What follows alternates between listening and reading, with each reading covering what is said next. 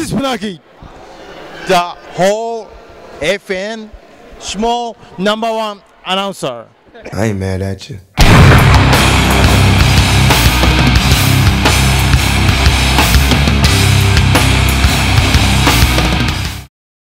Welcome to the extreme edition of the Whole F'n Schmo. This is Joe the Schmo Garza, and my guest is the legendary, the innovator of violence, Tommy Dreamer. Say hi to San Antonio. What up, San Antonio? How you doing? Okay, first things first. Tommy, do you ever get tired of being associated with extreme? Never. It was my legacy. I was born into this world as Thomas Laughlin, but I'll be most remembered as Tommy Dreamer and what I did in ECW, and I'm very, very proud of that legacy, and you know, I am who I am. And you started your career in ECW as not as the innovator of violence, but just Tommy Dreamer, pretty boy, suspenders wearing. I'm awesome looking. Yes, Check he me is. out. Check that face. I'll be 42 on Wednesday, ladies. Yes. Happy early birthday to Tommy Dreamer. I say ladies and all the guys cheer. That's what I get. Talk about that time and how you evolved into the ECW legend that we know today. Terry Funk told me to grow a goatee, make me look more tough, and I was always tough, but a different type of tough. And you know, between him and guys like Kevin Sullivan and Paul Heyman, they really, really helped me out. And he said, just be you. But the fans respected my wrestling. They just didn't like how I was looked because I would steal all their ladies. Right. And but anyway, you know, again, it defined me who I was. And how do you think your career would have gone if you were still wearing suspenders? I think I might have had a run with like high energy, but that was about it. Okay. I don't know. I mean, you think about it. Stevie Richards said it the best. If there was guys who wrestle now, if you didn't wrestle in a T-shirt when you started your career, you shouldn't be wrestling in a T-shirt. You know, change your stuff up. I always wrestled in a T-shirt, so it's better for me. You know, it was funny. My first ever job was offered by WCW was to be an American male. With Marcus Bagwell, Buff Bagwell, and I turned it down, and you know, Scotty Riggs got the job, and I just didn't believe in WCW at the time, still never did, no offense to anyone who was there, and so imagine if I became Tommy Dreamer, the American male, and like that was my gimmick now, people are like, holy crap, what the hell happened to Tommy Dreamer? Right. So now I can still look passable in a T-shirt. Bam. Bam. And you've worked for Paul Heyman and you've worked for Vince McMahon. Talk about the differences between working for both of them and also their similarities. They're both creative. Everybody, you know, for people that want to knock WWE, you shouldn't, because I've said this a million times. Vince McMahon's the most influential man in my life besides my own father. This is all I ever wanted to do. And, you know, we all follow the WWF, WWE, and, you know, he has his own set ways. They're both very, very different. They're both very, very crazy, but you have to be, you know, to be in this business. I'm out of my mind. But I enjoyed working with both of them.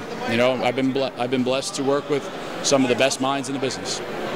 And how would the wrestling business be today if ECW were still around? If it was still around, it would be a whole other landscape. But, you know, you can't look past in life. You always got to move forward. So, you know. It's good for what ifs, but that's it. They still chant it wherever I go.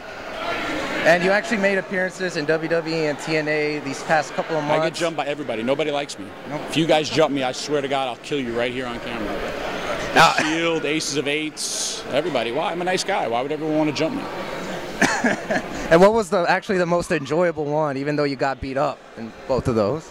I love wrestling since I'm 9 years old. I love the fact that, you know, back in Philly, the fans go nuts for me. When I went back to the Impact Zone, the fans went nuts for me. And, you know, tonight in San Antonio, the fans went nuts for me. I've had a great career with the fans, so it's great. And did you have any regrets that WWE ended up bringing back ECW, or what were your final thoughts on how it turned out? It didn't work out. It was what it was. It made it got a lot of guys some national exposure. That's, you know, some guys were in the Royal Rumble here. The fans, everybody knows what happened. The fans wanted what it was. They couldn't recreate it. It's all good, you know. My only regret is this interview because my back is killing me. Okay. Continue. The Whole F'n Schmo. Where'd you get that from? Come on.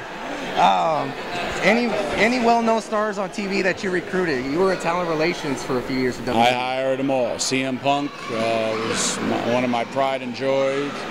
Even though I think he would have been hired already. Cody Rhodes, Ryback, Funkasaurus, Damian Sandow, kinda the second time. I don't know, a lot of people. If you get inducted into the WWE Hall of Fame, what would you feel your wrestling career is complete? I'd love to. It's a great honor. I've had a great career, man. If I die tomorrow, which I hope I don't, because I'm flying, so I don't want to die tomorrow. But I've had a great career. I have no regrets. I'm blessed. And last question: where does Tommy Dreamer go from here? I go home to a lot of snow in New York. Where do I go from here? I have my own production company. I've been doing a few movies. I shot my own pilot for a TV show that I'm going to be putting out there and trying to sell, which is an amazing, amazing show. What's it called? And I'm not telling you yet. Okay. You'll have to follow me on Twitter to find out. And what's your Twitter handle? The Tommy Dreamer.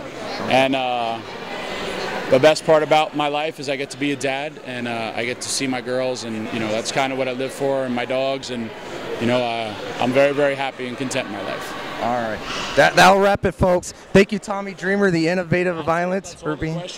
I'm being considerate of you, man. Thank you. Stupid thing. Okay, you take over the show. Take over the show. I'm just trying to help Tommy Dreamer and Extreme Takeover. I was trying to persuade you to go to TNA. Would you ever go back? I love TNA. I had a great time. The locker room's great.